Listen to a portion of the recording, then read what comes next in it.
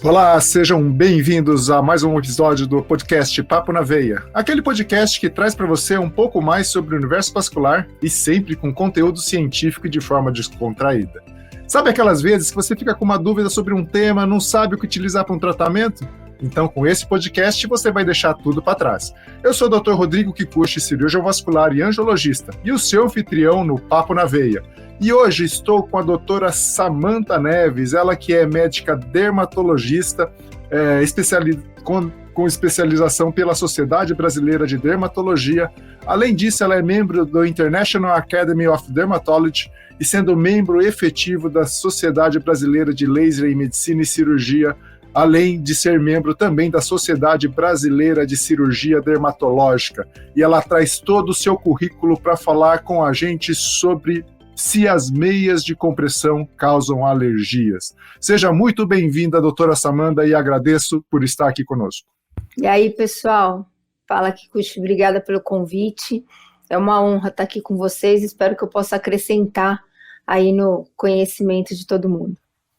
Não tenho dúvida, mesmo porque nós temos aqui uma interface, né, entre a angiologia, a cirurgia vascular, a dermatologia.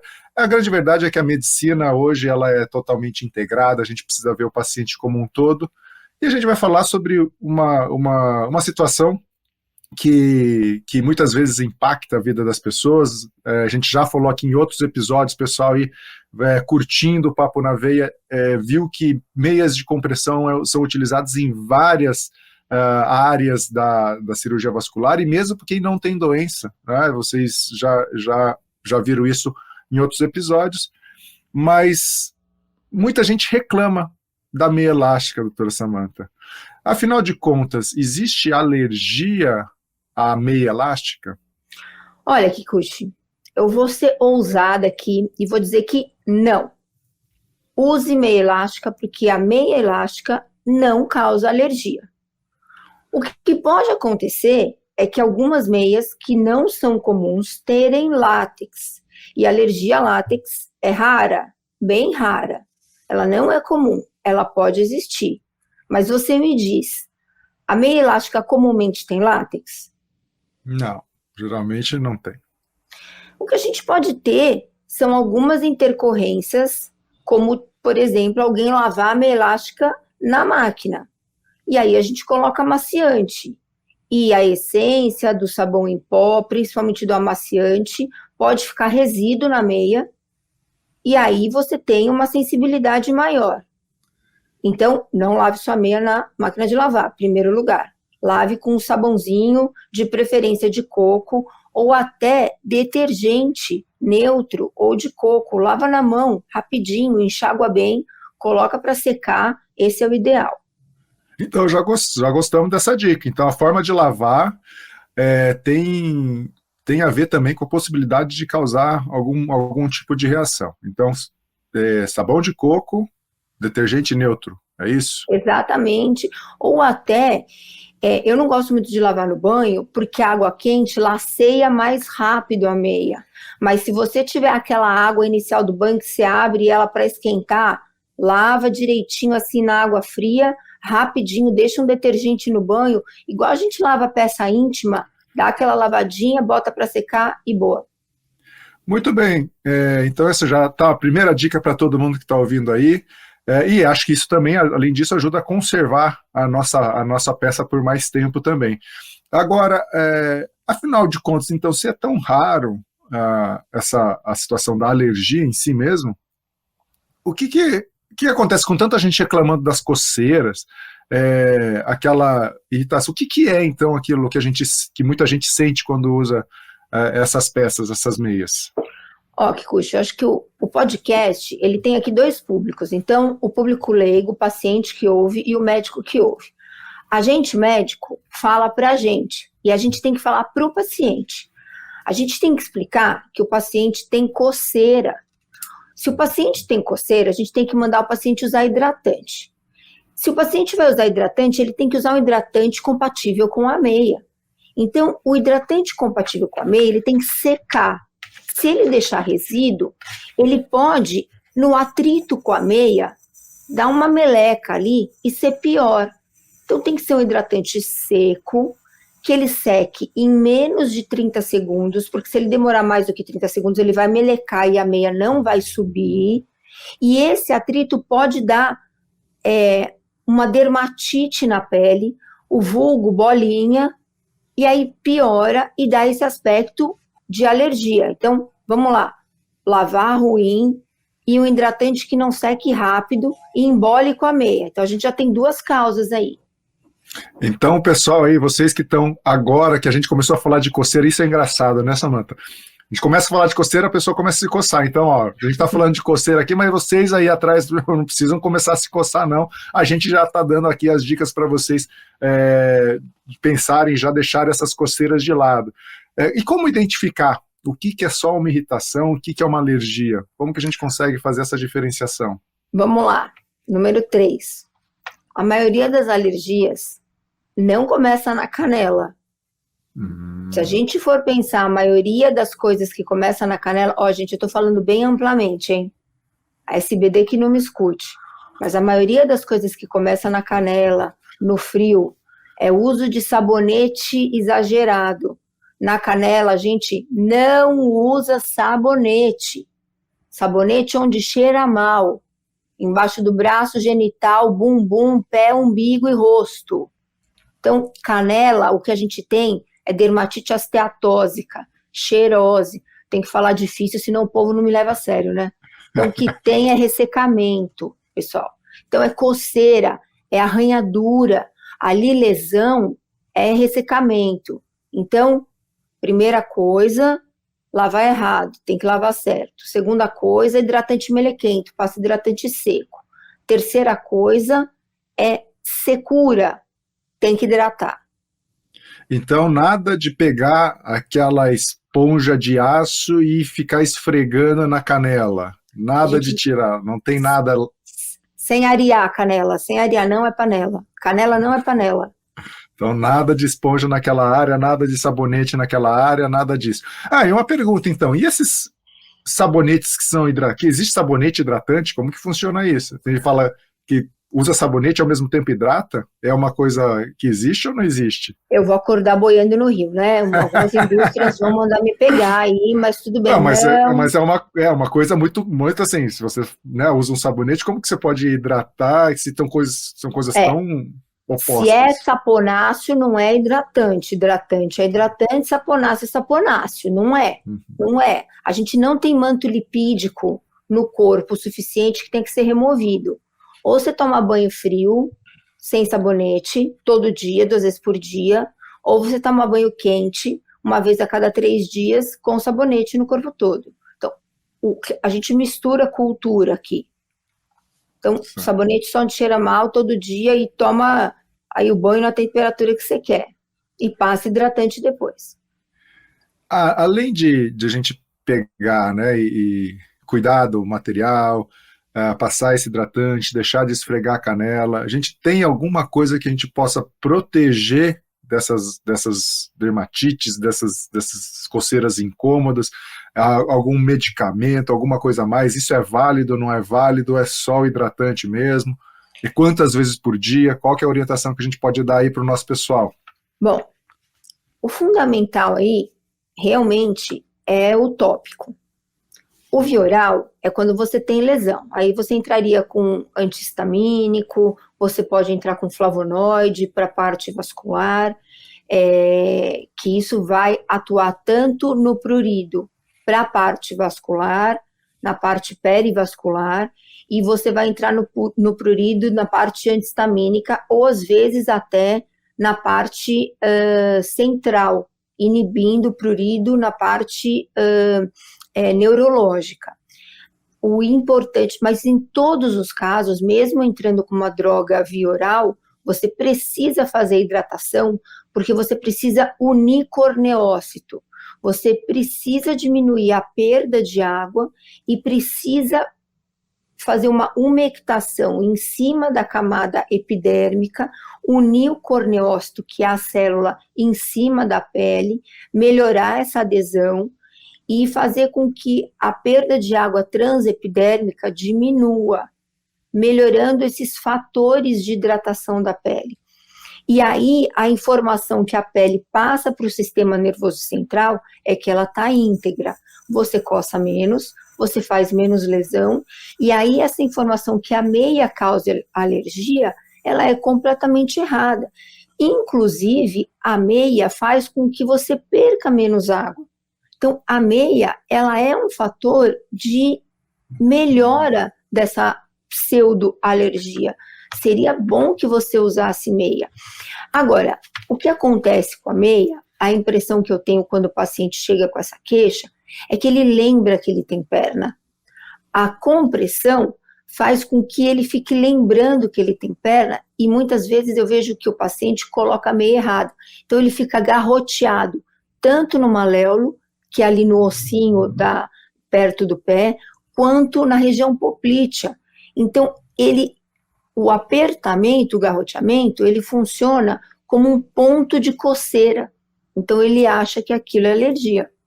Então, realmente é verdade essa história de que roupa apertada, então, por consequentemente, a meia mais apertada, ela acaba causando mais reações na pele. Isso não é lenda, não é ilusão, realmente acontece? Sim, o fato de você ter que dar as medidas corretas e não comprar meia de orelha é muito importante. Você precisa ter as medidas adequadas para você ter uma pressão adequada, exata para o seu tipo de doença, para o seu tipo, para o seu tamanho de perna, para aquele momento adequado, porque eu vejo também paciente que emagrece, paciente que tem melhora da sua doença. Agora os pacientes tomando semaglutida, o paciente emagrece 4 quilos em um mês, ele tem que trocar de meia, porque se ele perde, né, centímetro de perna, e ele muda a meia, a compressão diminui, ou às vezes o paciente engorda, ele muda, e aí ele fica com ponto de pressão, principalmente o paciente que tem dermografismo, que é uma urticária, o paciente fica com coceira naquele ponto, e aí ele acha que ele começou com alergia. E a gente percebe muito, porque às vezes tem meias que vão usar aquele silicone para prender, principalmente as meias que sobem até a coxa. O pessoal aí que está me ouvindo sabe o que eu estou dizendo, aquela meia que sobe até a coxa, às vezes os fabricantes usam silicone para tentar segurar a meia para ela não descer.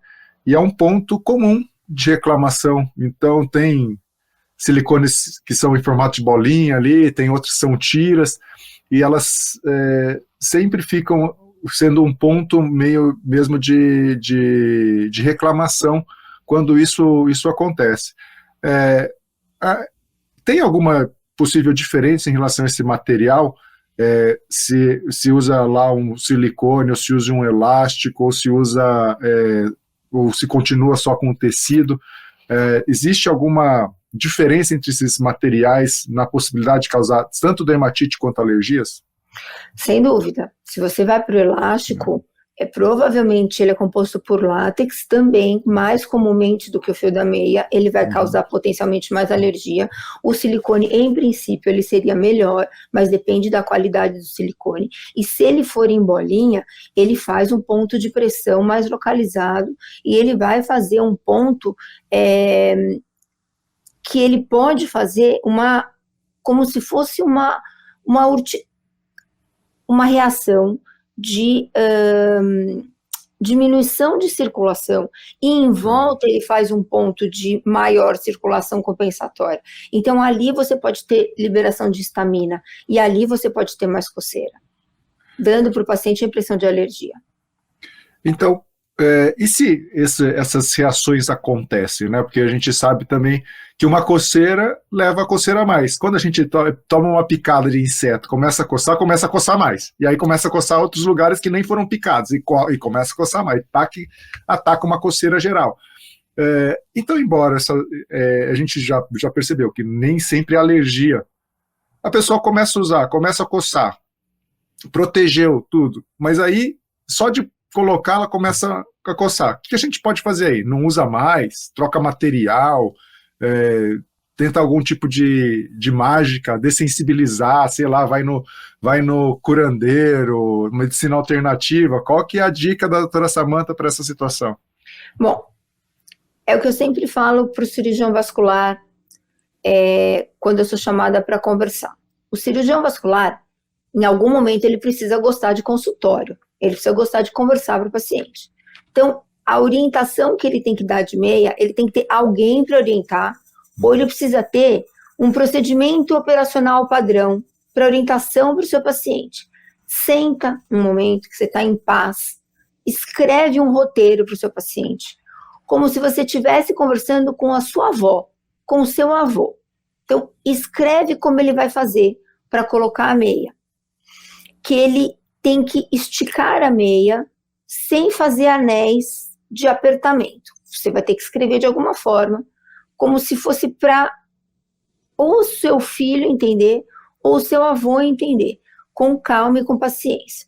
Quando você tem os pontos de apertamento, a unha, quando você coça, você faz a mesma coisa. Você libera estamina naquele contato, porque o contato faz a liberação de estamina. Então, comer e coçar é só começar, é uma verdade. Isso é uma regra, não é um dito popular só, ele tem toda a razão.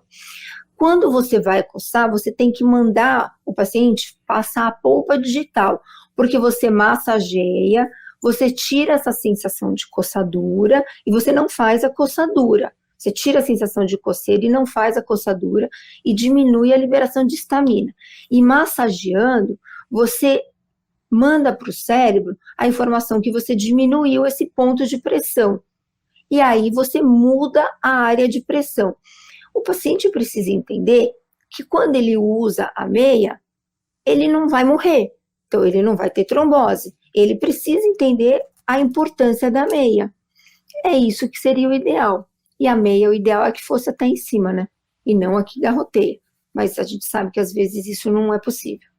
A gente observa, mesmo porque a gente está num país tropical, né? As pessoas às vezes não gostam mesmo de usar a meia 7/8, e na verdade a meia bem ajustada, como você mesmo falou, Sam, a meia bem ajustada ela não vai garrotear, seja ela 3/4, seja ela 7/8, o importa realmente a meia bem ajustada. E aí vocês que estão escutando a gente aí fazendo academia ou no trabalho ou mesmo no intervalo aí, pode parar de se coçar, que a gente tem um monte de solução aí para que vocês continuem usando a meia elástica. A gente falou da questão da utilidade, né? Você falou que, de repente, o uso da meia ela tá sendo indicada como algum tipo de prevenção de trombose ou diminuir a possibilidade de algumas sequelas, mas e as reações? Sejam elas dermatites do contato, essas que a gente comentou, sejam elas as próprias alergias, quão graves elas podem ser e elas podem chegar? Eu acho que a gente, como médico, a gente precisa entender o que o paciente está falando. Então, o garroteamento, ele não é o garroteamento ruim, ele é o garroteamento que o paciente sente. Então, o paciente sente o garrote nas áreas que a meia aperta e que ele não é ruim. Então, é onde aperta mais. E aí, o paciente fazendo uma massagem, ele tira essa sensação. Não é que a meia garroteia. A meia faz onde ela aperta mais, certo? Então, são as áreas de maior coceira. Mas a gente tem que identificar quando é o processo de coceira, de dermatite esteatósica, de uma erisipela, de uma dermatite de contato que o paciente está tendo. Então, se você viu uma placa eritematosa, que é lesão elementar, que é uma área vermelha com sinal flogístico, quente, bem delimitada, veja com atenção. Isso pode ter sido gerado por uma porta de entrada e a gente precisa pensar em erisipela.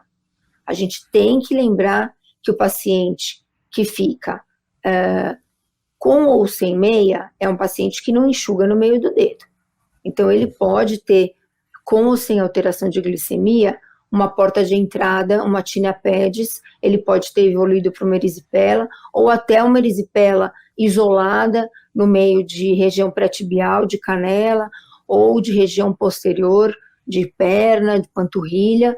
Então, uma placa vermelha com sinal flogístico tem que pensar em erisipela. A gente esquece de eritema nodoso, que parece um abscesso, é um nódulo eritematoso, muitas vezes sem sinal flogístico, endurecido, então tem que pensar em eritema nodoso também. Tem que pensar em pápulas agrupadas, que são bolinhas levantadas vermelhinhas. Então, isso a gente tem que pensar em dermatite também de contato. Tem que pensar nas máculas, nas petequias, que não são pápulas, elas não são levantadas, então tem que pensar nas púrpuras. E aí, eu acho que tem que fazer um pensamento conjunto com o dermatologista. E aí, tem lesão dermatológica, eu acho que tem que ser encaminhado.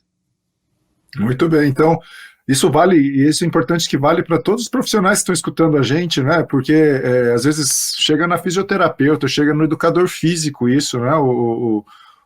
As queixas, e aí acho que é importante saber que a possibilidade de ser alguma coisa a mais, ela realmente existe, e nada como um diagnóstico médico aí para sanar as dúvidas, inclusive até as pessoas que são atendentes da loja, né, distribuidores ou vendedores, acho que é importante realmente saber disso para que possam orientar e dar um encaminhamento correto aí para essas pessoas, para esses pacientes, uma vez que, de novo, a terapia da compressão, ela é a mais utilizada dentro das terapias que a gente tem na angiologia, na cirurgia vascular, e acaba justamente afetando as pernas.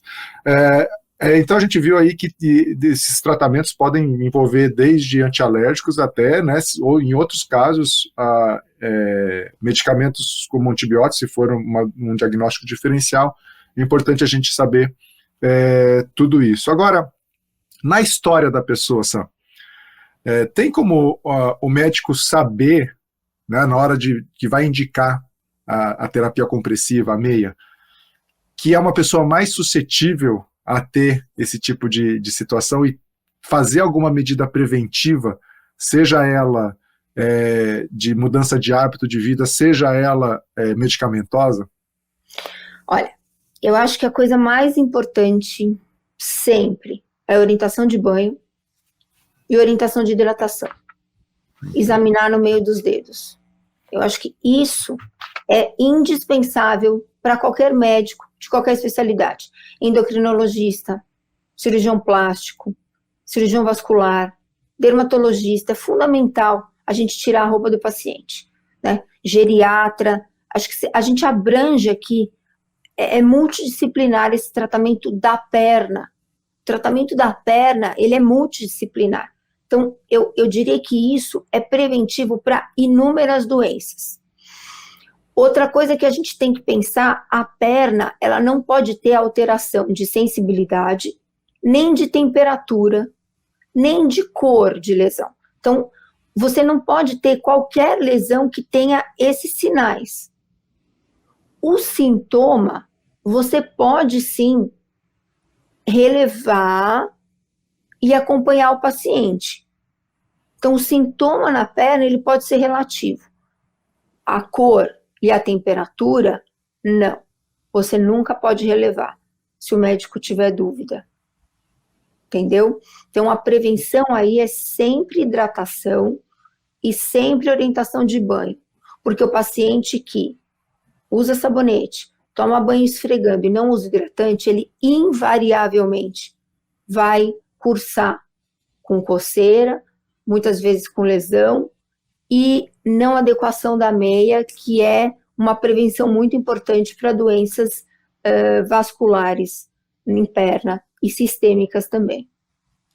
Muito bem, eu tive um caso aqui no consultório, até bem recente, uma paciente, na verdade, era um paciente do sexo masculino, e ele veio tomando um antialérgico, né, já veio tomando antialérgico porque ele dizia que ele tinha algumas dermatites da roupa, e ele veio tomando antialérgico, e eu tinha orientação de prescrever a meia para ela. Eu fiquei na dúvida se esse paciente poderia realmente ali estender a queixa dele, que era em outra região, na hora que eu passasse a meia. Então eu fiquei realmente na dúvida se eu deveria esperar um pouco, se eu deveria passar já, se eu deveria pensar que esse antialérgico que ele estava tomando também serviria para mim.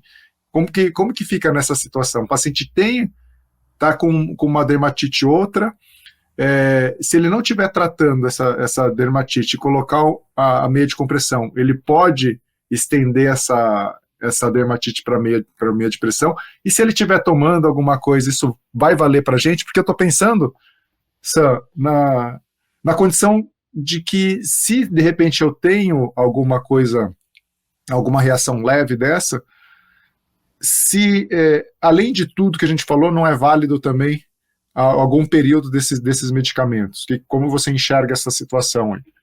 Primeiro eu perguntaria onde foi a lesão, como é que foi a lesão, e eu só tomaria cuidado se ele tivesse em tratamento de urticária. Então, a urticária, se eu estivesse usando a meia de pressão, ele poderia cursar com dermografismo, que é a urticária de pressão.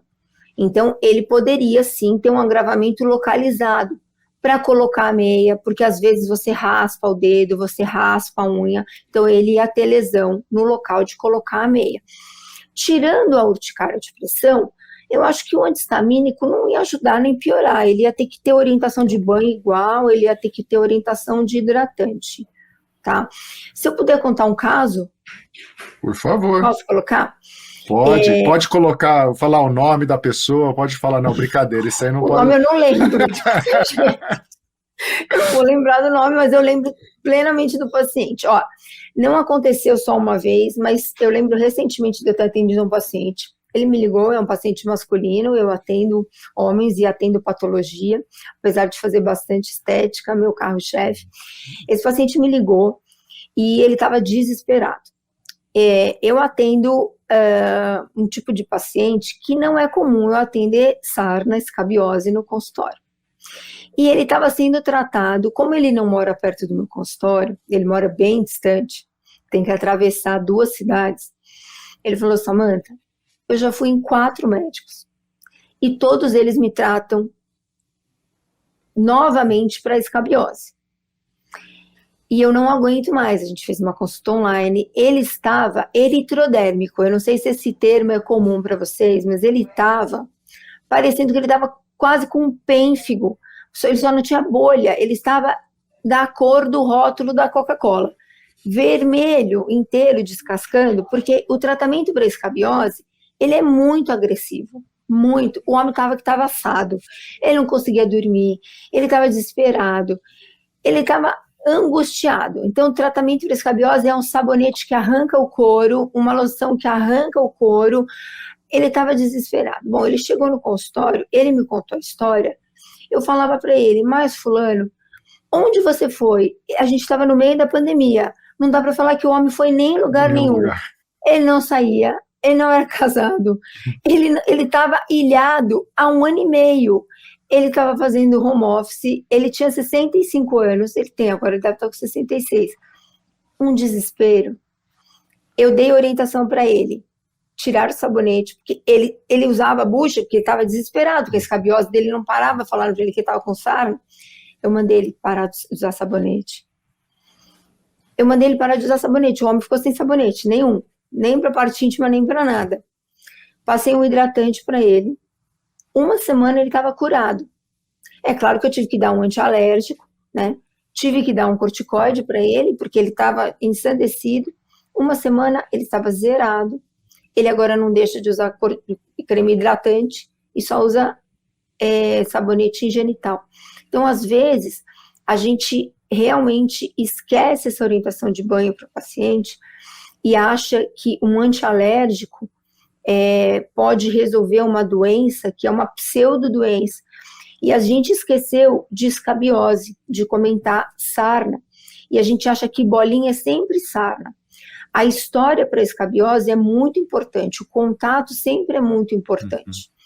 Então, hoje em dia está em voga 2 doenças, que é o bed bug, e uma doença que é a escabiose, que também voltou, deu uma parada com a pandemia.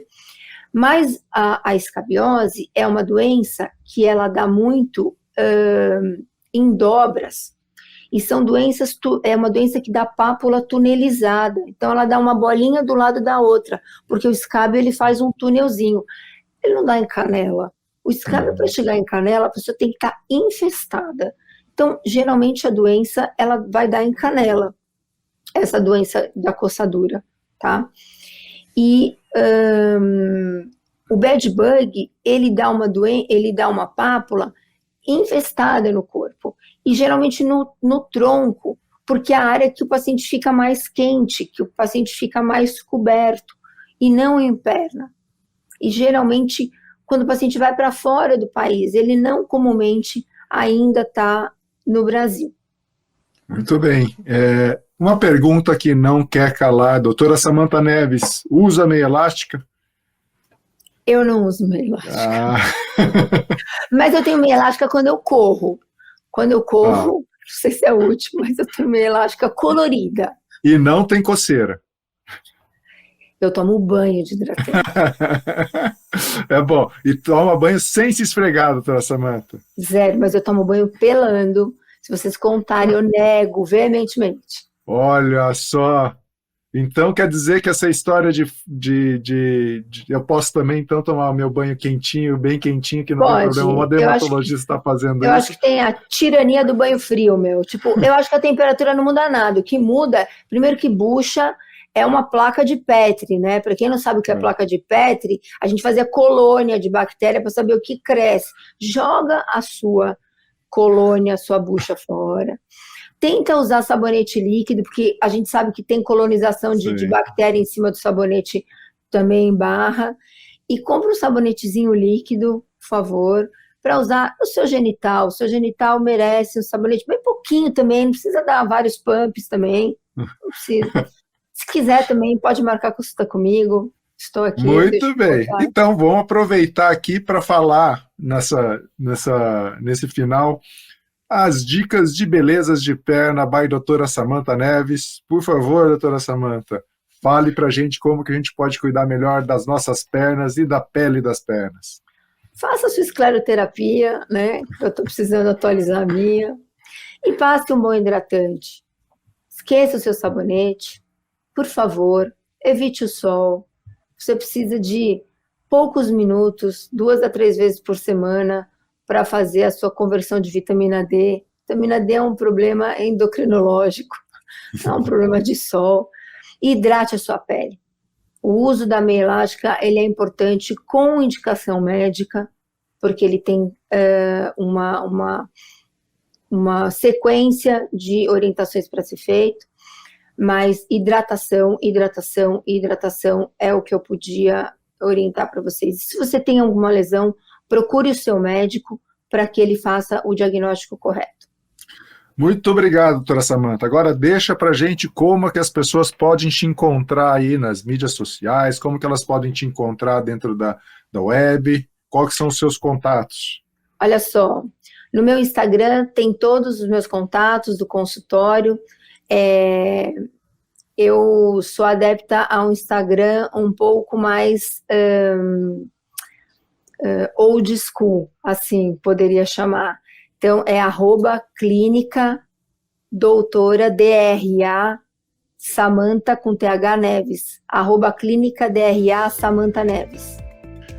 Muito bem, então você que está um pouco mais curioso sobre o assunto, não deixe de entrar lá e pode entrar em contato com a doutora Samantha, que ela está disposta a responder as suas dúvidas quanto a esse assunto. E dessa forma, nós chegamos ao fim a mais um episódio do podcast Papo na Veia. E dessa vez, deixe todas as coceiras de lado, porque a gente acabou de aprender e discutir aqui uma série de medidas para deixar tudo isso para trás. Espero que você tenha realmente gostado desse episódio e, se assim gostou, inscreva-se aqui no canal do YouTube, siga a gente nas plataformas de podcast, fazendo aqui sempre o convite para você continuar acompanhando todos os nossos episódios e relembrar também os episódios que já foram para trás. Se você tem sugestões de temas, elogios ou críticas, escreva nos comentários ou envie um e-mail para jobstbrasil@este.com, lembrando que este se escreve com E, 2 S e TY.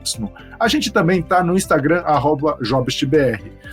Não fique sem assunto. Lembre-se, acompanhe o Papo na Veia. A gente se encontra no próximo episódio. Até lá!